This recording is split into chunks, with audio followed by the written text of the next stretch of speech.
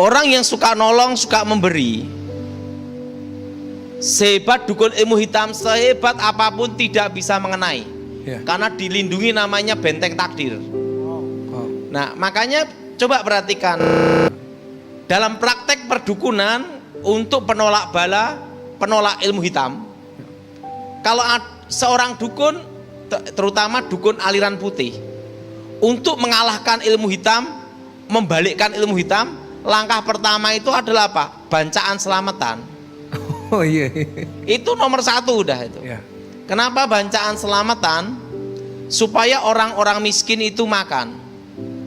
Dan kalau orang-orang miskin makan, terjadilah hukum takdir. Siapa yang menabur, dia menuai. Jadi gini, dalam dunia perdukunan, hal itu adalah diharuskan.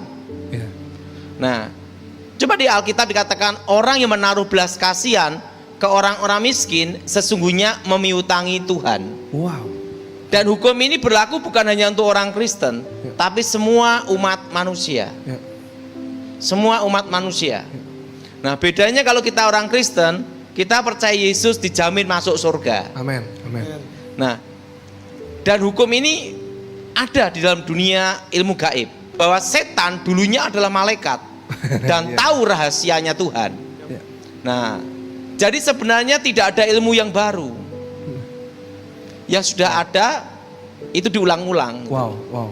Nah, makanya serangan ilmu hitam itu, langkah seorang dukun aliran putih atau aliran hitam pun pasti ada ritual bancaan selamatan itu. Nah, setelah saya bertobat, tidak boleh bancaan selamatan karena ada unsur-unsur mistik, undang-undang setan. Setan ketemu setan reoni. Nah, dan memberi itu adalah kasih. Maka Alkitab berkata iman pengharapan terbesar adalah kasih. Kasih itu memberi pertolongan, memberi pengampunan. Dan kasih itu murah hati, memberi pengampunan, memberi kemurahan hati, memberi yang namanya rasa syukur. Itu juga kasih. Nah, orang yang suka ngomel-ngomel itu paling mudah kena ilmu hitam juga. Iya. Nah, jadi sebenarnya di Alkitab itu sudah ada. Nah, suatu kali saya ditanya sama Jenderal Pramono Edi Wibowo. Waktu itu yang nanya itu Ibu Ani Yudhoyono. Nah, Ibu Ani Yudhoyono ini adalah Muslim. Nah, Jenderal Edi Wibowo itu Muslim dan Muslim yang taat. Nah, dia tanya sama saya, Pak Daud, bagaimana supaya tidak kena ilmu hitam? Saya beritahu sama Jenderal Pramono Edi, yaitu suka menolong, suka memberi. Dan itu dilakukan sama Ibu Ani Yudhoyono dan dilakukan sama istri dari Pramono Edi Wibowo, yaitu memberi. Suka menolong, menaruh belas kasihan ke orang-orang yang susah, orang miskin. Karena itu adalah hukum takdir yang tidak bisa dilawan. Nah, jadi kalau misalnya ada yang ribut, seorang yang ngomong masalah doktrin tentang perpuluhan, itu Pak. Itu lebih baik bertobat aja. Kenapa? Lebih parah daripada setan kan? Sebelum saya bertobat dalam dunia perdukunan, itu ada namanya pengelarisan ya. Untuk tokonya rame gitu Pak. Pengelarisan, pesugihan. Itu kan ngambil rezeki dari anak cucu. Untuk supaya itu terjadi, laris tokonya, supaya pesugihan itu dituntut, ada penuntutannya. Satu, hasil pertama harus diberikan ke tempat ibadah dan ke orang-orang miskin. Itu ada namanya hasil pertama yang didapat dalam 1 tahun, bukan 1 bulan loh. Dalam tahun itu harus dipersembahkan dan diberikan ke orang-orang miskin dan tempat ibadah, semua tempat ibadah. Jadi dalam dunia setan pun pengikutnya pun diajari memberi. Gitu. Bahkan ada lagi yang kedua, setelah hasil pertama yang kedua. Setiap bulan harus menolong anak yatim piatu. Dan harus banyak mendirikan tempat ibadah.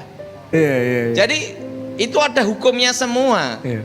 Makanya saya pada waktu orang ribut perpuluhan saya kaget. Iya. Kenapa? Dia kalah sama setan. Iya. Setan aja tahu.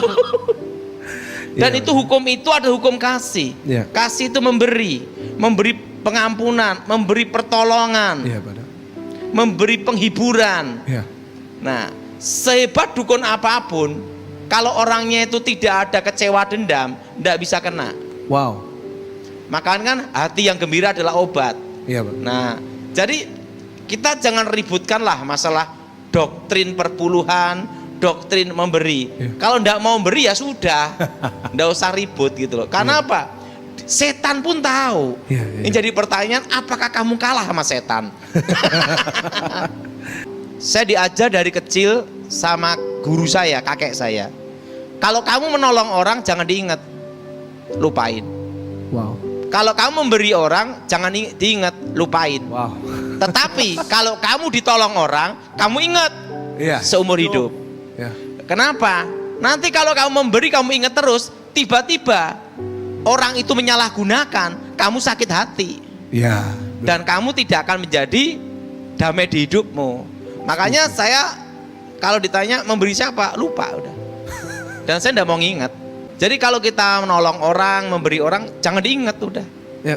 Nanti kalau diingat terus, nanti namanya sakit hati yang tulus. Misalnya gini, Iya. kita mau nyumbang gereja, betul nggak? Iya. Kita mau nyumbang gereja Iya. ya. Kita mau nyumbang gereja. Tiba-tiba dananya itu tidak jadi untuk gereja. Karena kita ingat, kita protes. Iya. Itu bukan jadi berkat, jadi masalah, jadi ribut. Ngerti. Makanya saya ini punya konsep, kalau saya memberi, saya lupain, tidak saya ingat. Tapi kalau orang nolong saya, seumur hidup saya ingat.